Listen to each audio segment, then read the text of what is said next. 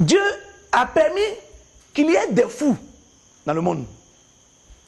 Je vous donne le conseil d'observer les fous. Ils mangent de la poubelle. Se promènent sale. Il n'y a pas beaucoup de fous qui se lavent. Il y a des fous qui sont spécialisés dans se laver. Ils trouvent un seau quelque part, ils prennent le seau et puis se lavent dans les rues. Il y a des fous qui se lavent comme ça. Leur folie même consiste à se laver. Mais il y a des fous qui ne se lavent pas. Ils mangent la poubelle. Ils chopent la poubelle. Je connais un, il n'est même pas fou même. Ça s'appelle Conan. Lui, il est clochard. Moi, je l'appelle clochard. Lui, ça ne s'appelle pas clochard lui-même. Lui, je crois normal. Lui, quand il vient, tu lui dis, tu as à manger. Il dit non, non, non, non. Et puis, il va à quoi d'eau. Et puis, il ramasse la nourriture où il y a les verres là. Et puis, il mange. Mais il ne va pas à l'hôpital.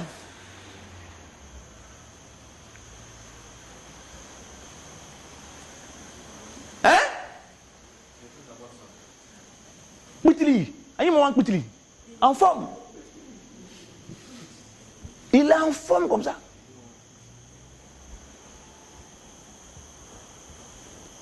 Expliquez-moi ça. Hein? Le mental. Là, il a dit pour lui. Vous avez vu? Vous ne trouvez plus d'explication. Vous avez vu?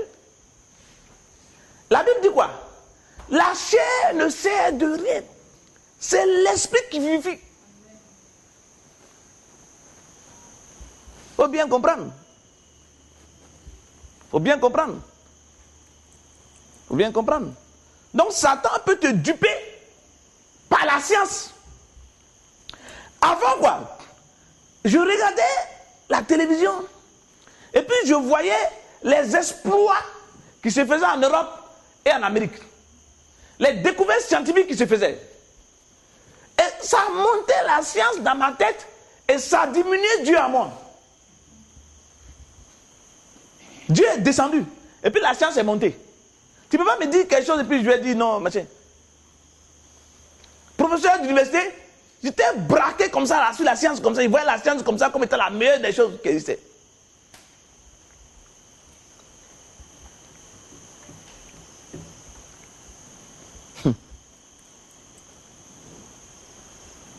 Je me suis vite rendu compte que c'est une connerie. C'est valable, c'est bon. C'est très utile. Mais ce n'est pas la chose la plus grande. C'est nécessaire. Autrement dit, peut-être même on serait mort précocement. Ah, on était tous païens. Ça sauve. C'est Dieu qui fait cela. Mais c'est pas ce qu'on finit. Quand vous allez vous trouver. Moi j'ai un ami médecin, je ne vais pas vous dire son nom, qui est là. Mais il est désolé. Il est déçu. Il est choqué. Il est choqué. Docteur, je ne vais pas dire son nom, il est cassé. Il est choqué. Qu'est-ce qui l'a choqué, je ne sais pas. C'est un chirurgien. Qu'est-ce qui l'a choqué, je ne sais pas. C'est peut-être quelques coups d'échec qu'il a eu. Ou bien qu'est-ce qui s'est passé, je ne sais pas. Mais quelque chose l'a choqué. Il aime son travail, mais il ne veut plus pratiquer cela. Satan peut te pousser dans le désespoir, tout en étant un homme de science. Tu peux être un ingénieur pointu et puis désespéré. Ce n'est pas la solution. Un homme de science, sorcier peut tuer son homme de science. 3 doctorats. Mettons en 5. 5 doctorats. En chimie, en mathématiques, tout ce que tu veux en physique. Sorcier vient puis tu tues. Sorcier là n'a même pas BPC. Yes. C'est vrai ou c'est pas vrai? N'a même pas CP. Un conguet, sorcier te tue. Vous avez vu? Ça veut dire quoi? Ça veut dire qu'il y a une autre voie à côté qui est très dangereuse. Il y a quelque chose qu'il faut savoir. Si tu ne sais pas, tu te fais avoir. Il faut bien faire attention à cela. Alors, regardons Galates 5. Galates 5.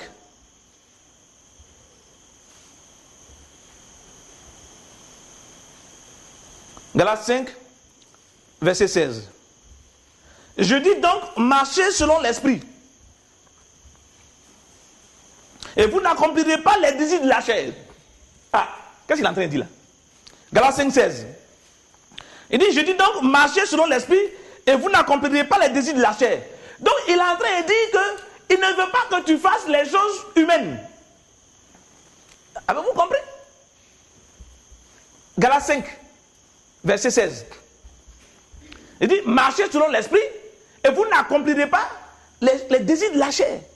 Donc, Dieu ne veut pas que tu accomplisses les désirs de la chair. Il faut que vous soyez très fort dans ce genre, dans ce type d'enseignement-là. C'est ça qui va faire sortir l'esprit en vous. Et puis vous allez pouvoir marcher par l'esprit. Pour que quelqu'un puisse marcher par l'esprit, il doit comprendre ce que son dit là. Il dit la chose suivante. Marcher par l'esprit sauve. Vous allez sauver la vie des gens facilement, vous allez voir. Il dit, marcher par l'esprit. Il dit, il demande aux gens de marcher par l'esprit. Et ainsi, en marchant par l'esprit, ils ne vont pas fonctionner selon la chair. Donc Dieu dit, ne fonctionnez pas selon la chair. Ah, ne pas fonctionner selon la chair, Seigneur, ça veut dire quoi? Ne fonctionnez pas selon la pensée humaine. Ne fonctionnez pas selon la volonté des sens. Ah, un homme ne fonctionne pas selon la volonté des sens.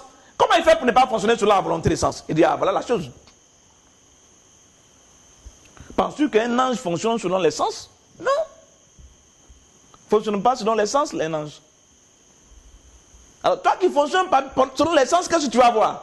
C'est-à-dire que le diable va manipuler ton environnement et ton environnement va t'affecter. Parce que ton environnement, c'est ce qui construit tes sens. Le diable va manipuler ton environnement. Il dit donc, marche selon l'esprit. Alors, mon environnement peut être plein de haine, mais selon l'esprit, je pense joie. Vous avez vu? Si je pense joie, bien que mon environnement soit plein de haine, ça veut dire que la haine ne m'affecte pas. Je suis dans la joie, bien qu'étant dans un milieu hostile. Donc le milieu ne m'affecte pas. Donc il dit, marche selon l'esprit, et tu pourras ainsi marcher sur les serpents, sur les scorpions, et sur toute la puissance de Satan, et rien ne pourra t'atteindre. Donc la marche par l'esprit est l'instrument que tu utilises pour ne pas fonctionner, pour ne pas voir, ou pour ne pas être atteint par les œuvres du diable. Voyez-vous ce que ça veut dire? Il faut bien faire attention. Dans Romains 8, au verset 1, il dit, il n'y a pas de condamnation pour ceux qui sont en Jésus-Christ, qui vivent non selon la chair, mais selon l'esprit. Vous avez vu? Donc, ceux qui vivent selon l'esprit, ils ne peuvent pas être condamnés. Ils ne peuvent pas sentir même la condamnation. Ils ne peuvent même pas percevoir la condamnation. Parce qu'ils fonctionnent dans une dimension esprit, alors que le monde fonctionne dans une dimension chair. Donc, les deux dimensions ne sont pas mélangeables. Ainsi, tu es outside tout le monde. Tu es en dehors des problèmes. Comprenez-vous ce que ça veut dire? Dans Parole Vivante, qui est Parole Vivante ici? Dans Parole Vivante, passe-moi Parole Vivante, s'il te plaît. Dans Parole Vivante, à Romains 8, verset 1, il va un peu plus loin, il dit la chose suivante. Dans Romains 8,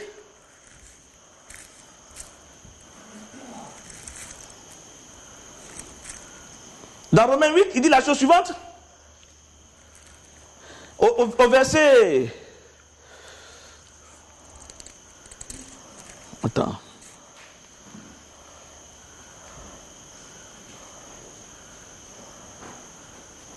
Alors,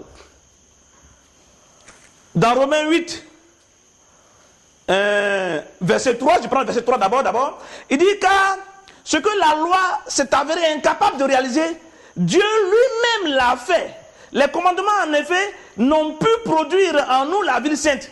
La résistance de notre être instinctif les paralysait. L'être normal, quoi, paralyse la loi de Dieu. Hein? Vous avez vu ça?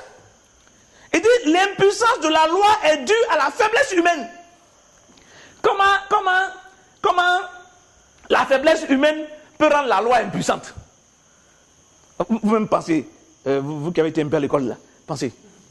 C'est vrai? La faiblesse humaine rend la loi impuissante. Vous avez vu? Vous avez commencé? Vous avez commencé? C'est-à-dire que la nature humaine, quoi, elle-même, quoi, elle fait que la loi de Dieu ne marche plus. La seule façon pour que la loi de Dieu puisse marcher pour quelqu'un, il faut que la personne fonctionne dans l'esprit. Si la personne ne fonctionne pas dans l'esprit, la personne est incapable de faire quoi que ce soit. Je vous dis. Mais envoyez-moi quelqu'un ici, dites-moi que la personne a tel problème. Laissez-moi seulement me reposer tranquille, il y a un cas normal, et puis il y a un cas vouloir, quoi. Je rentre dans la personne, je tabasse le matin, et puis demain matin, la personne est correcte. Mais par l'esprit. Par l'esprit, c'est même pas un problème, même quoi. C'est c'est pour vous, c'est compliqué, c'est pas pour moi, hein. I know. Je sais de quoi je parle. C'est tellement facile. Mais c'est ça le secret ici. C'est tellement facile, il faut que vous compreniez simplement quoi. Il dit, ma volonté égoïste est plus forte que les préceptes. Mon désir de jouissance leur ont toute force. Je répète. Il dit, ma volonté égoïste est plus forte que les préceptes, donc que les lois. Il dit, mon désir de jouissance leur enlève, leur ôte toute force.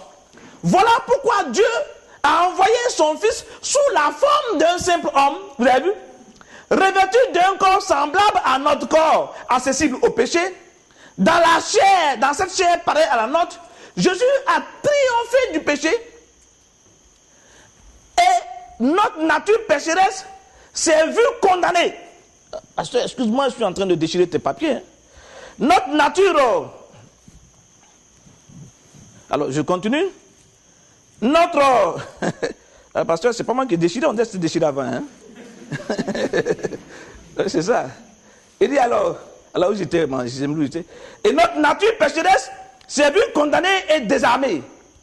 En offrant sa vie en sacrifice pour le péché, il a brisé le joug du mal. Maintenant, il dit quoi? Désormais, une vie juste, conforme aux exigences de la loi, devient possible. Vous avez vu? Une vie est possible, pourquoi?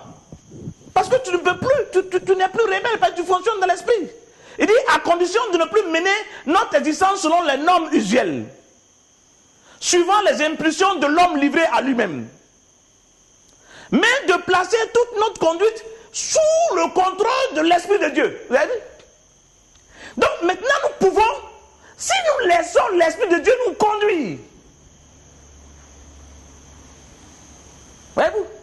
Maintenant nous pouvons, si nous laissons l'Esprit de Dieu nous conduire, si nous ne laissons pas l'Esprit de Dieu nous conduire, nous ne pourrons pas. Il faut que vous preniez, vous fassiez attention à cela. Hein? Si vous ne mettez pas l'accent là-dessus, il n'y a rien d'autre que vous allez avoir. Hein? C'est le commencement du christianisme. Hein? Il faut que vous fassiez très attention à cela. Il faut que vous développez votre vie en faisant très attention à cela. Il faut que ce côté-là soit réglé. Maintenant, il dit, aussi longtemps que l'homme veut disposer seul de sa vie, il ne parvient pas à se détacher de lui-même. Je ne sais pas si vous avez compris. Hein? Aussi longtemps que l'homme veut disposer seul de sa vie, il ne parvient pas à se détacher de lui-même. Tous ses désirs, ses intérêts et ses plans tournent autour de sa personne. C'est là. Je vous ai dit que c'est moi qui ai écrit, c'est pas moi qui ai écrit. C'est écrit, je n'en parle pas. Tous les jours, je vous dis ça, n'est-ce pas? Oui, c'est pas moi qui ai écrit.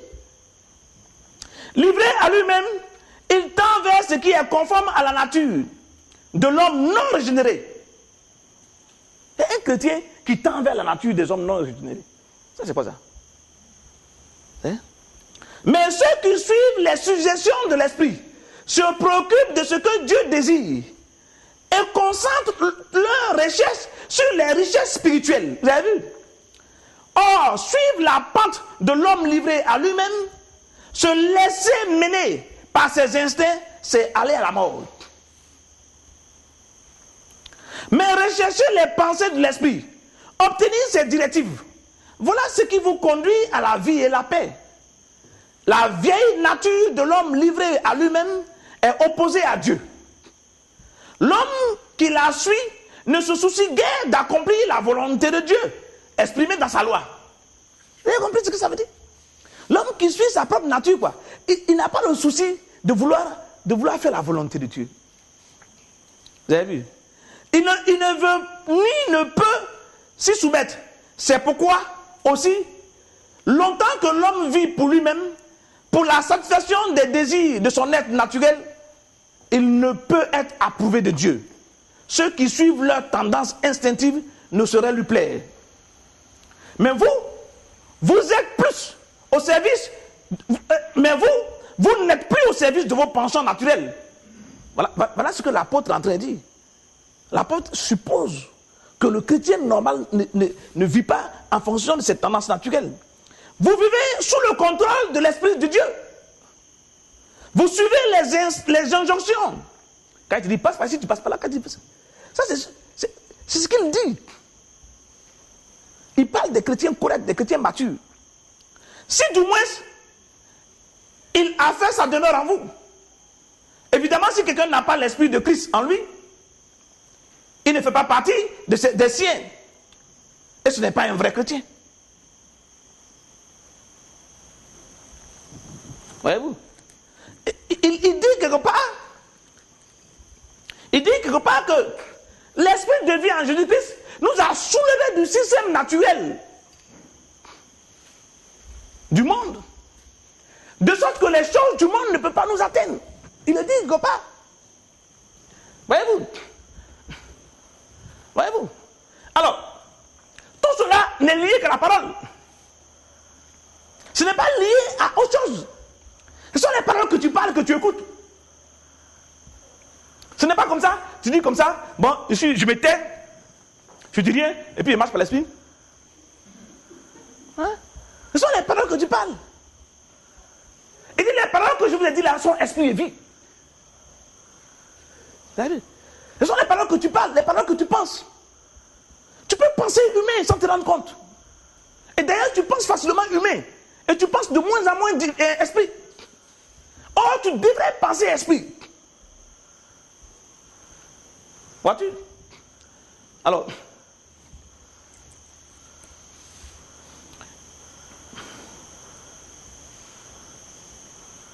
il dit, donc dans Galates 5, maintenant verset 16, il dit, alors reprenons, on prend à partir du verset 16, il dit, je dis donc, marchez selon l'esprit, et vous n'accomplirez pas les désirs de la chair. Car la chair a des désirs contraires à ceux de l'esprit, et l'esprit en a de contraires à ceux de la chair. Maintenant, regarde ce qui suit maintenant. Ils sont opposés entre eux. Maintenant, lisez-moi la fin là, vous allez voir. Afin que vous ne fassiez point ce que vous voudriez. Ils sont opposés entre eux, afin que vous ne fassiez point ce que vous voudriez. Donc, la chair va toujours faire en sorte que tu ne feras jamais ce que tu veux. Tu connais ce qui est bon. Tu sais ce qui est bon. Mais c'est ce qui n'est pas bon que tu feras toujours. Là, ce qui se passe. Les gens qui sont dans le monde, qui fonctionnent dans la chair, voilà leur problème. Ils savent ce qui est bon. Ils savent que la cigarette est mauvaise pour la santé. Ils l'écrivent même sur la boîte. Mais ils fument. Ils fument. Ils fument. Ils savent que le sida existe. Mais ils sont au bordel. Les boîtes de nuit sont plus pleines. Les maquis sont pleins. Vous avez vu? Ils savent qu'il n'est pas bon de voler. Mais ils volent. Il y en a même qui rentrent dans l'église pour voler. Ils vont à l'endroit où on dit ne vole pas. Là. Il y en a qui vont voler au commissariat même. Ils savent.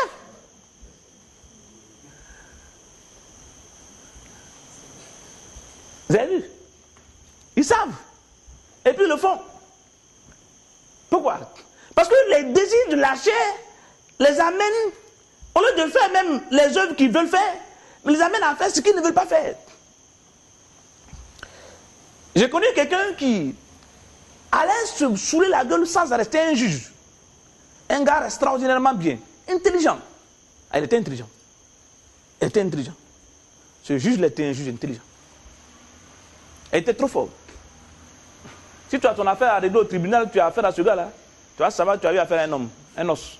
Il ne jouait pas. Ah, le gars est fort. Il est trop intelligent à ça. Mais le mec, malgré son intelligence, Il suffisait qu'il soit 19h, 20h. Il prend ses 100 000 francs et met dans sa poche. Il est dans un bar. Si le 100 000 francs n'est pas fini, le bar ne se ferme pas. On le trouve dans les caniveaux. Un jour, je le trouve devant mon bureau que j'avais en zone 4, en train de baver dans les caniveaux. On le sort de là. On dit, mais chèque, regarde ton gars là. Je le prends, je l'amène dans mon bureau. Il dit, les filles là m'ont volé. J'ai fini ça, je ne fais plus ça encore. Il ne fait plus ça encore, il dit oui. Le soir qui a suivi, le gars était là. Il allait trouver l'argent quelque part où il a dépanné un crédit à son banquier. Il est revenu au bordel. Regardez. Il dit, lisons-le très bien. Il dit la chose suivante. Il dit, ils sont opposés entre eux. Il dit, afin que vous ne fassiez point ce que vous voudriez. Voyez-vous? Afin que vous ne fassiez point ce que vous voudriez. Donc, il faut bien comprendre qu'il existe donc un conflit. Et que le conflit est un conflit de parole. Il faut comprendre. Donc, tu dois t'efforcer, toi, à parler Bible. Si tu ne t'efforces pas à parler Bible, en pensant même que tu es bon chrétien, tu vas fonctionner dans la chair.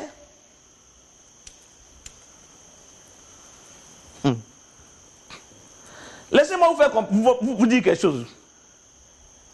Il existe des gens qui admirent la parole de Dieu. Ils admirent la parole de Dieu. Ils trouvent que la parole de Dieu est quelque chose de très extraordinaire. Ils aiment parler de Dieu. Mais ils n'obéissent jamais à la parole de Dieu. Jamais. Vous parlez de Dieu avec eux. Ils sont contents. Ils prennent un bic, ils notent. Et ils sont contents d'entendre parler de Dieu. Ils sont contents d'écouter les prédications. Mais vous ne les verrez jamais pratiquer la parole de Dieu.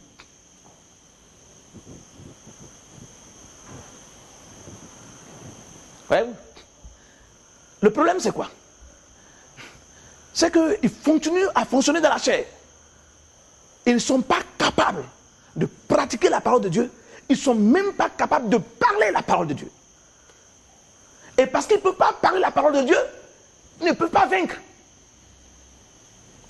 Ce que vous devez comprendre, c'est quoi? J'ai commencé en vous disant que Jésus-Christ nous a baptisés d'esprit et de quoi? Et de feu. Je vous ai montré par la suite le verset qui parle des anges et qui dit que les anges sont quoi? Les serviteurs de feu. Donc, si tu n'es pas capable de fonctionner par l'esprit, tu ne pourras pas faire fonctionner le feu autour de toi.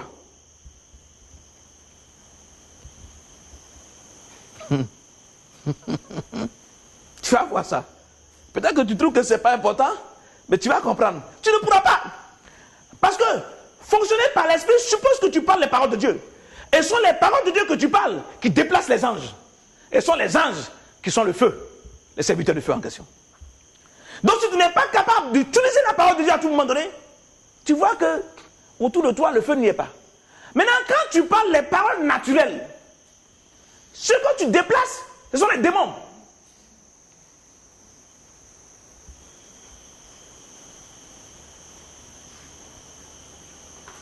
Ce n'est pas un enseignement d'enfant. Hein. Mais c'est pour vous. Il n'y a plus des enfants là. Ah oui.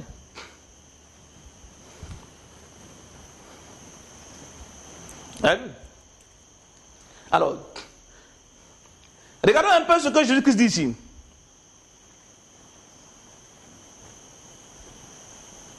Il dit, dans Marc 9, verset 26, 23. Regarde très bien. Marc 9, verset 23.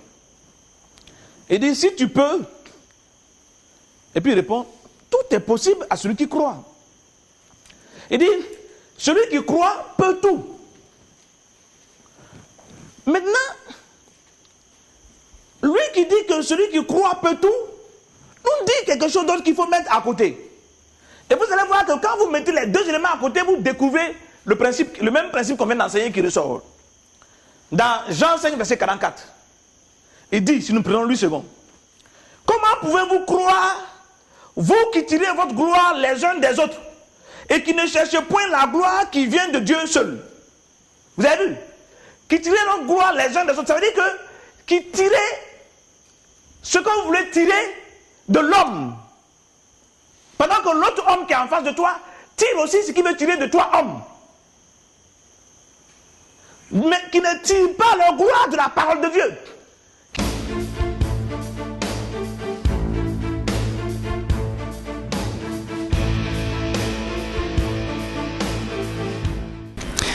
Bien-aimé, bonjour.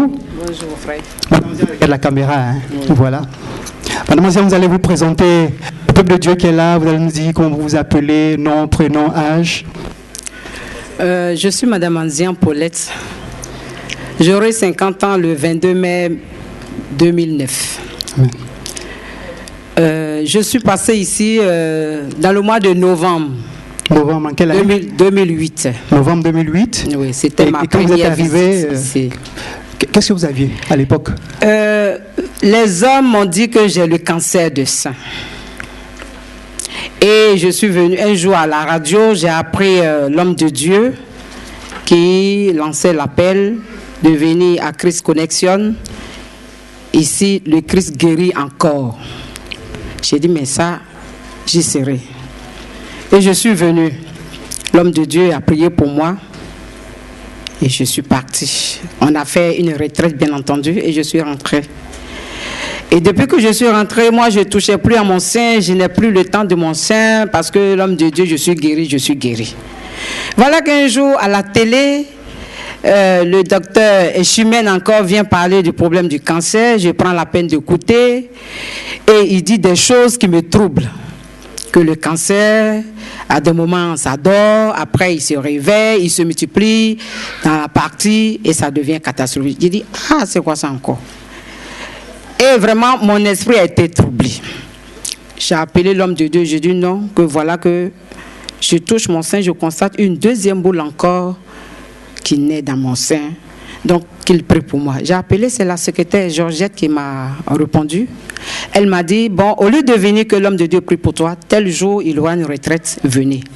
Et c'est ainsi que je suis venue la deuxième fois. Et l'homme de Dieu a prié.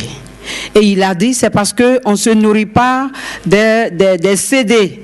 Si on prenait des CD, au lieu de regarder la télévision, qu'on passait notre temps à regarder ces CD vont nous édifier et notre esprit sera occupé par le CD et vraiment on gardera la guérison. C'est d'enseignement, c'est ça? Hein? Oui. Voilà. Et en rentrant, j'ai acheté le CD qui parle de la guérison. Comment garder la guérison?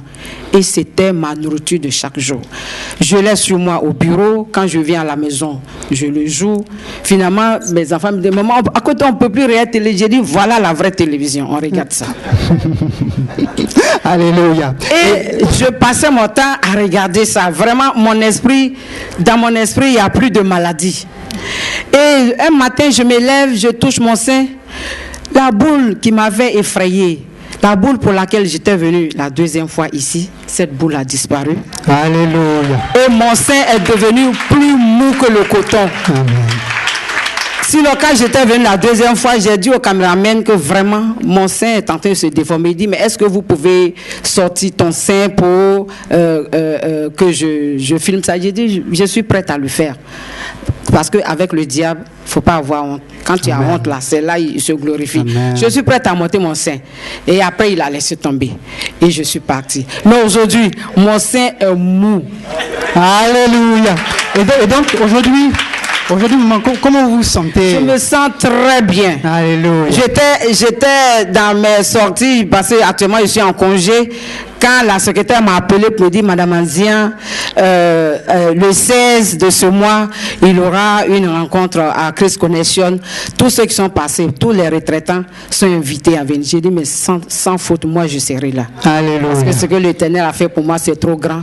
Il faut que j'aille rendre témoignage. Donc je voudrais dire à mes frères et à mes soeurs ici présents que notre guérison, notre délivrance dépend de notre détermination.